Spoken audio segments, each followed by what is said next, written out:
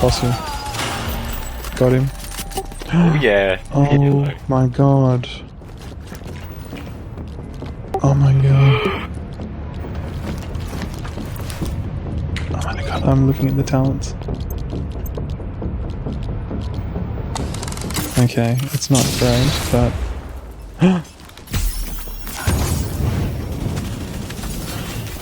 Are these guys going rogue on us?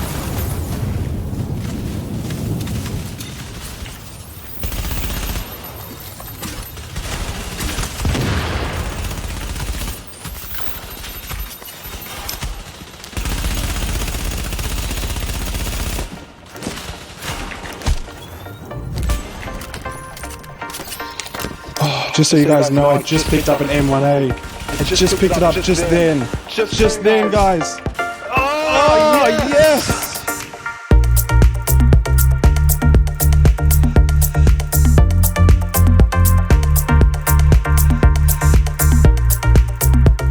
What's up guys, it's Skill Up here. Today I wanted to take you briefly through the SOCOM M1A high-end version that dropped for me in the Darkzone. The intro that you saw was the footage of me getting that weapon from the perspective of my friend that I often run with. Two people went rogue on us at the time as it dropped, and I was of course freaking out. But luckily they weren't particularly well geared, and they certainly underestimated our gear. We had our cooldowns up and we were able to take care of them fairly quickly. But I wanted to take you through the weapon and show you what it's like, just to give you a feel for what a high-end M1 weapon can be like. And the key takeaway from this video is that, is this idea that just because a weapon is high-end doesn't mean it is inherently good. So I'm going to show you this weapon now. It's here. I've stripped it out, so it's just its basic values. It's 42.2k per bullet, 300 RPM, and it's got a 10 mag. So it's your very standard sort of cookie cutter values for an M1. 154% on the headshot roll is actually pretty decent, so that's nice. But where it really starts to fall apart is in these talents. Now, talents make or break a weapon, and it's very common that you will have a purple weapon that is significantly better than a high-end weapon, purely because the talents are better. So be super selective with the talents that you choose, because they will make or break your weapon. Don't worry about your sheet DPS. Don't worry about what color a weapon is. Look at the talents, because that makes the difference. A really good example is something like this Harmful. Each hit has a 13% chance to apply the bleed status effect to the target. And if we look at what that actually does, you'll see here that that 2708 that you see ticking there is that bleed value. So it's completely insignificant, and you really should completely ignore this. It is all but useless, except for some very specific circumstances associated with headshots, but I'm not going to get into that now. Long story short, that is not a great talent at all, and you should not be aiming for it. Next talent that I got is killing a target with a headshot removes 100% sway from the weapon for 7 seconds. Now, sway, just so we're clear, is, and you can see as I'm aiming down sight, see how it's moving ever so gently like that? That's sway, okay?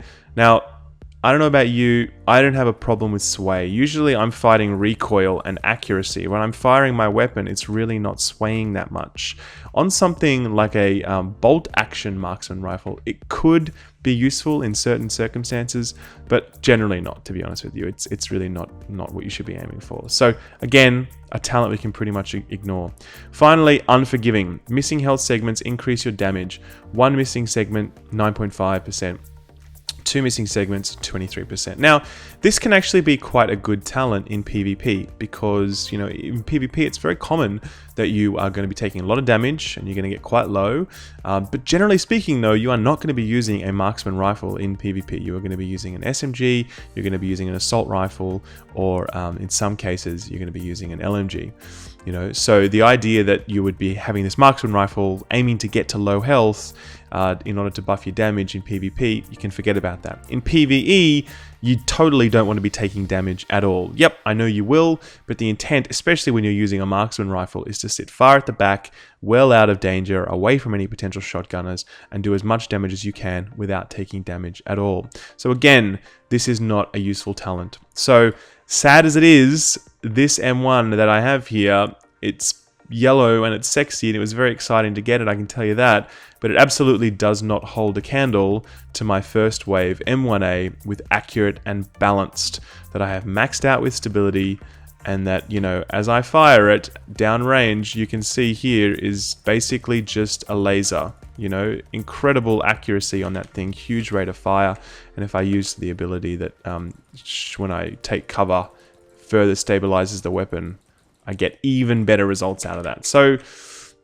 there's no competition between these weapons. Definitely this one will do more damage when it hits because it has a better base damage level, but the talents make it really, really rubbish, sadly. So I will never be using this weapon. It will sit in my bank as a trophy. I will continue to use my M1A. So my superior M1A, I should say. So I guess that's really the takeaway from this, guys. Don't assume that a yellow weapon is immediately going to be better. Yellow weapons are just like purple weapons with one extra talent slot. You know, and if those talents don't roll well, it's still not for you. So hope that helps out, guys. I really hope you guys have plenty of luck in the Darkzone. I hope you get yourself a nice high-end M1A with decent rolls, because it's certainly the weapon to get at the moment. It's sort of like the Galahorn, if you will, for any Destiny players out there. But yeah, guys, if you like this video and you found it useful, then don't forget to subscribe and drop a like. Really appreciate it. It helps me out in a really big way. And you can expect to see plenty more Division weapon videos in the future. Take good care and see you in the Darkzone. Bye-bye.